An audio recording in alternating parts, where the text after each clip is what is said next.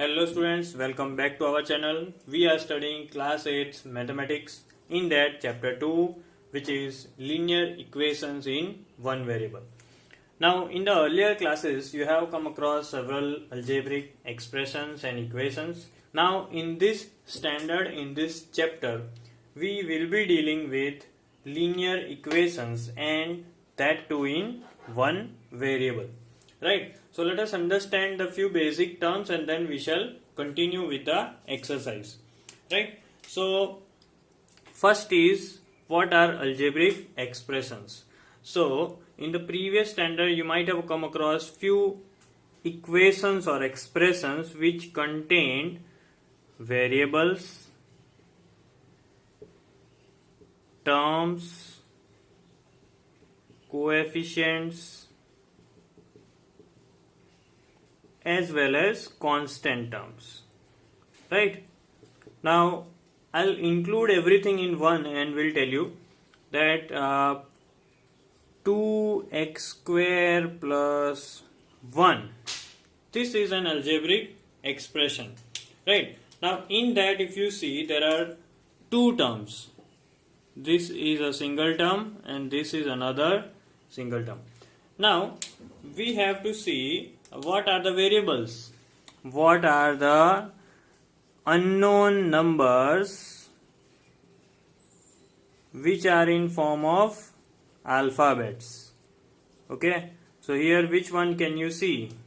X is our variable. Right, terms, mathematical operations can occur between the terms.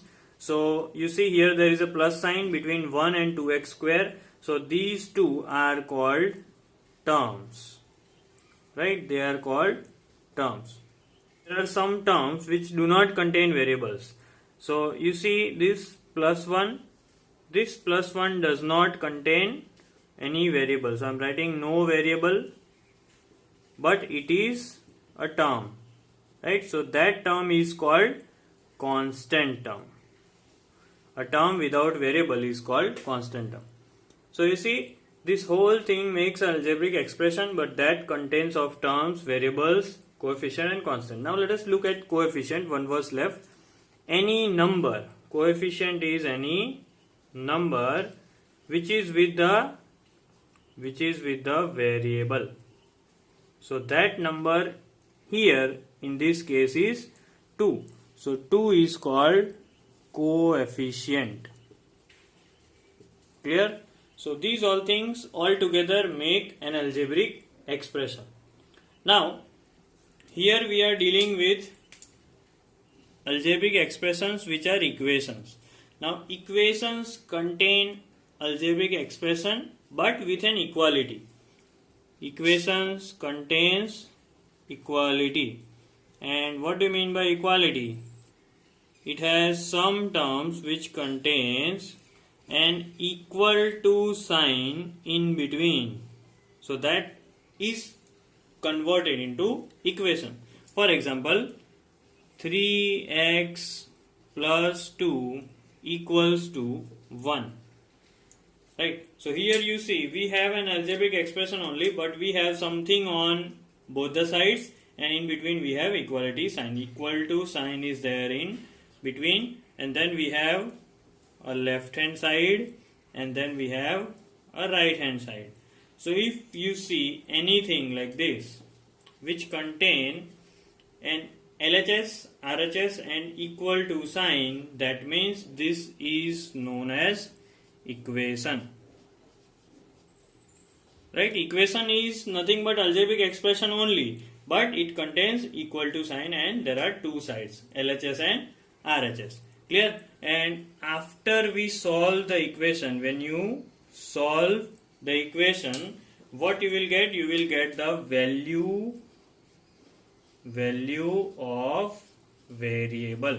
So this is what we are going to do in this whole chapter. We are going to deal with equations, we are going to solve them, and at the end of our solution we will get value of the variables. One more thing you have to remember, why this is called a linear equation, because you see algebraic expressions. When we talk about algebraic expressions, there are many of them. For example, x square plus y. This is an algebraic expression in two variables, right? So we need to have a special method of solution for this that we are not going to study in this standard. Right now we will not deal with algebraic expressions in two variables. We will only deal with linear.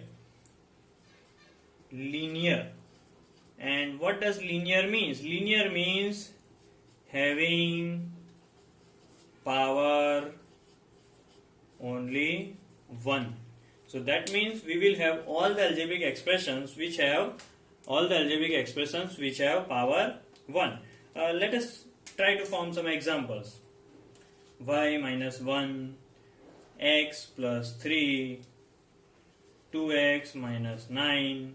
You can also use is equal to equals to 0. 3y minus 2 equals to 5. Likewise, we are going to see these all variables are having power as 1. You see, we are not writing anything. That means the power is 1.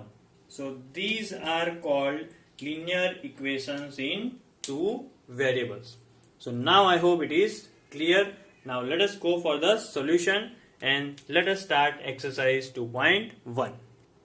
Now there are few rules that you have to remember if we are changing the side for finding the solution. If for finding solution you are changing the side of anything, if that thing is positive, then changing the side will become negative.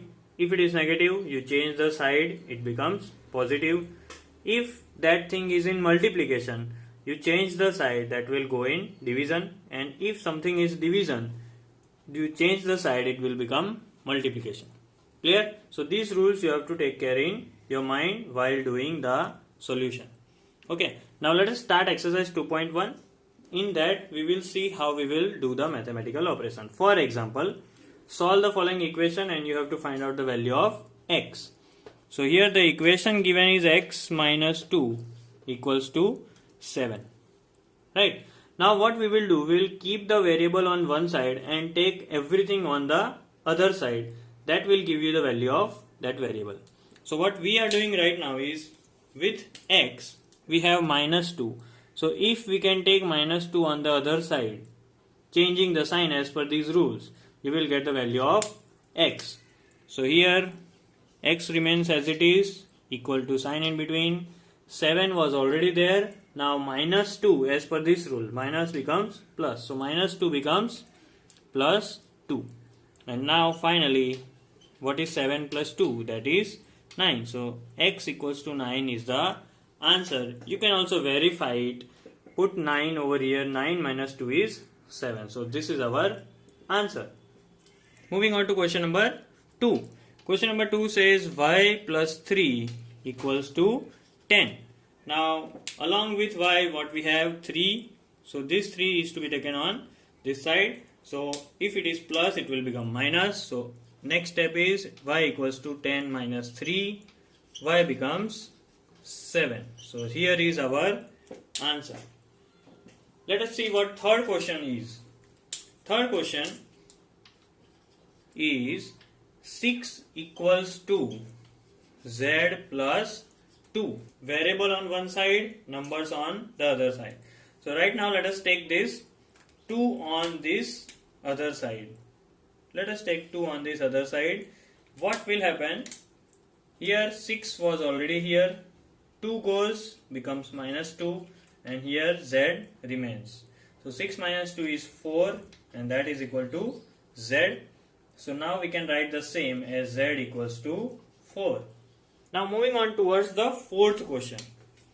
Fourth question says that 3 upon 7 plus x equals to 17 upon 7. Now again little bit twist. Why? Because now we have, instead of simple numbers, we have fractions. But the rule remains the same. Keep the variable on one side and take everything on the other side. So even though it is fraction, apply the same rule. This goes over here. So now what will be our next step? Our next step will be x equals to 17 by 7 minus 3 by 7. Now 7 and 7 are in the denominator, so we will take 7 as LCM. No need to multiply anything with anything. So 17 minus 3 remains. Over here we have to solve this one. 17 minus 3 is 14 upon 7. Now if it is not cancelled, if cancellation is not possible, leave as it is. If it is possible, kindly cancel it. We all know 7 1s are 7, 7 2s are 14. So what is our final answer? X equals to 2. Now let us see what question 5 says us. Here it is 6x is equals to 12. So now what we will do is 6 is in multiplication with x. So what is the rule? Multiplication goes to division. So now 6 will change the side and it will go with division. How? Let us see. Here if 6 goes away, only x remains. Here 12 was there. Now here you see upon 6. That means 6 which was in multiplication is now in division. So you can cancel it. 6 1s are 6, 6 2s are 12. So what is our answer? Our answer is x equals to 2. Clear?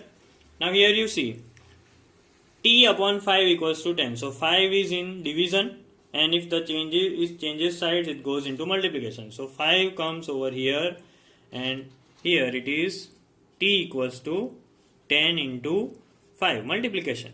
So final answer of t is 50. Right? Now question number 7. Very interesting. You see there is something with multiplication and upon division. So let us do two mathematical operations along with the same time. So 3 which is in division goes to numerator and comes with multiplication.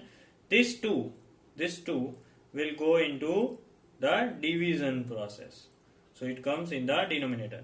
So now what remains is x on this side. Here 18 was already there. 3 comes in multiplication.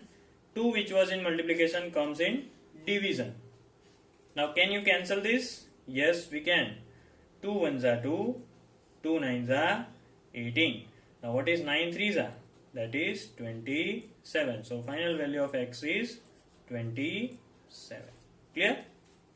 Now here again 1.5 is in division and we have to find the value of y. So let us take it on this side. Here it will be 1.6 into 1.5 equals to y. Now if you do the multiplication process, then also it is correct. If you do 16 upon 10 into 15 upon 10, we have removed one decimal and put 10, and over here it was y. Now if you multiply 16 and 15, it will be 240 upon 100, and if you cancel 0 and 0, it will be 24 upon 10, which means it is 2.4. So 2.4 is our answer. Moving on to the next question, that is 9. Now here again, now these type of questions will be common. Why? Because we have to do multiple mathematical operations as it is on the same equation. So taking here one by one, we will remove everything which is with x. So minus 9 will go over here. So repeating 7x. Now minus 9 goes over here. So we have equals to 16 was already here. So minus 9 becomes plus 9. So what it is? 7x equals 25. And let us take 7 on the division. So it is 25 upon 7. So this is the final answer of x. Now let us go towards the last 3 questions.